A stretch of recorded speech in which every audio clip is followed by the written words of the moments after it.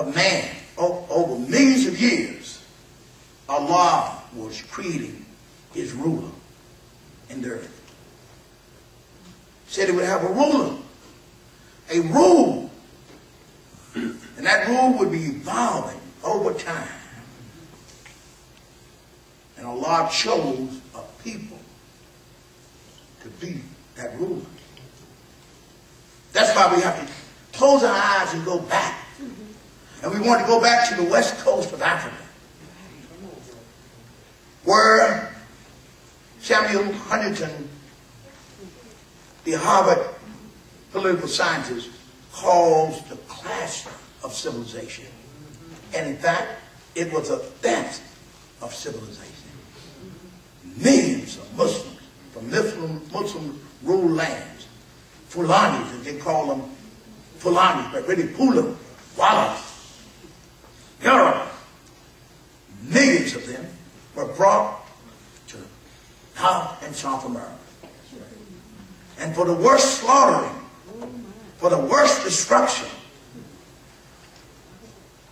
for the complete emptying process, after they had been broken in the West Indies, they were brought to America to be completely empty of any of their humanity. Great rulers were brought up to the top of the ship, and now women were right in front of them. Is it no wonder here in Chicago, a young man would pick up a baseball bat, we haven't found him yet. You men should be looking for him, and baseball batted another one to death. The city of Emmett Till. See, we have to be psychotherapists. We have to be, Imam Mohammed taught, we have to have the medicine. We have to go back to the bay of no return and see a destruction. People's tongues were cut out to learn for their own native tongue. Is it a small wonder psychologically you have a hard time learning Arabic? Fear has been put in your genes. Humiliation of the woman, the rape, destruction, right there. I'm not telling you this to make angry, but God permitted it. Because he's there, I'm about to make a rule in the earth. And that process was to shame and to destroy people.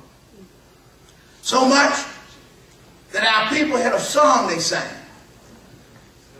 Now remember, they were not allowed to even have a connection to God. One of their leaders said, we need to stamp out the whole concept of God to them. And for 100 years they did that. They wouldn't even let them have that. Any concept. Smashed it.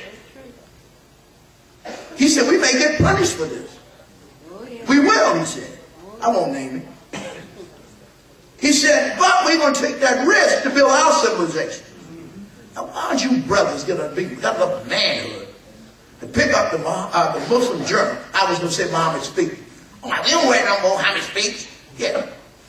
Muhammad speaks in Muslim journal. That's right. That's right. I write you.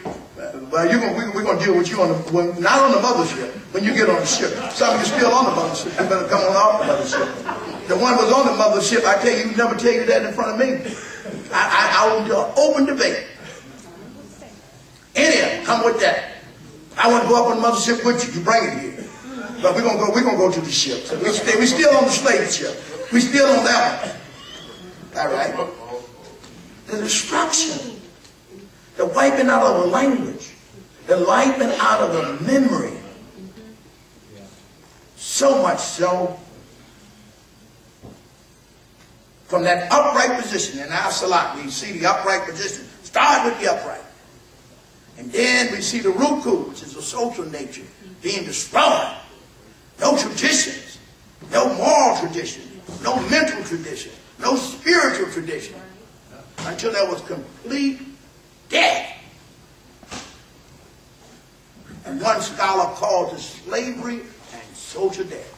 And as they were going down dying, as a social being, they stood their hands up, placed their hands up and said, Simi Allah, God heard those, some of them were Yoruba. Most were Muslim. God heard those who prayed, and they praised God. They said, over my head I heard music. There must be a God somewhere. And they pleaded for hundreds of years, struggling. I've looked at the picture of some of them, and you can see fear. And then there were a few of those Muslims, you looked at the picture, they said, this is the plan of God.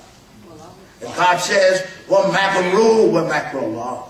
Allah who current acted. They plotted to destroy us.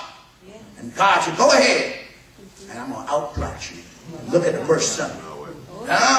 Oh, we supposed to be gone. After Imam Muhammad, we supposed to be finished. The 5,000 that were here, all the hypocrites, they just disappeared. We still here and getting stronger. We're going to get stronger and stronger and stronger till we encompass the whole planet Earth. I want you to know I feel all right today. We're all right. We're building a team of brothers and sisters that's going to wipe ignorance out. God said he hurled truth and falsehood brain. That's right. And smash his brain. They titty, that's the Arabic word. But you Arabic freaks in here that want to figure you don't know 10,000 words for Arabic and they can't use one of them. They want that, so I gave them the titty. It means lies. I'm not talking to you honorable, good people. This tape will go out. I was here before. I told Brother Wallace, don't worry about it. The tape will show up sometime. You know, I talked to his father once. I was half dead then. I didn't have nothing than what I had now. I didn't know anything. I told Imam when I first came here, I said, look, I don't know 2 surahs, and I got problems. He looked down.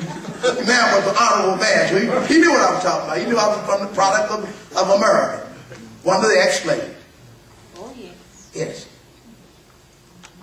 But coming home, we're making a journey. See, God says that rule through the salat and the huma gafrili. Forgive me first. Then hit me, guide me. Give me my provision. We give him that. Rizq me, truth me, purify me, and then elevate me.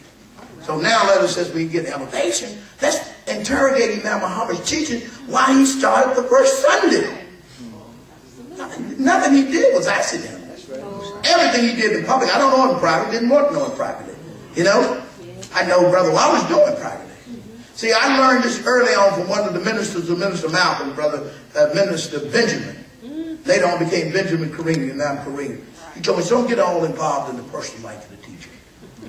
I had dinner with him 2 or 3 times. At his insistence, I came to work. I didn't come to, I know Imam Muhammad, and I was with him, but we brought him in Chicago. No, that wasn't my interest. My interest come to Chicago to help build his mission. My interest is the same. Hasn't changed one bit. I just have to tell you one of the greatest women on earth has just walked in. I'm telling you, one of the greatest women is sitting in the top levels of the heavens of the leadership. That's Lady Aisha. Mustafa. She served as the secretary when I was a young man. I'm still fiery. Can't hide. Yes. Sister, we're going to make the Muslim Journal 1 million again.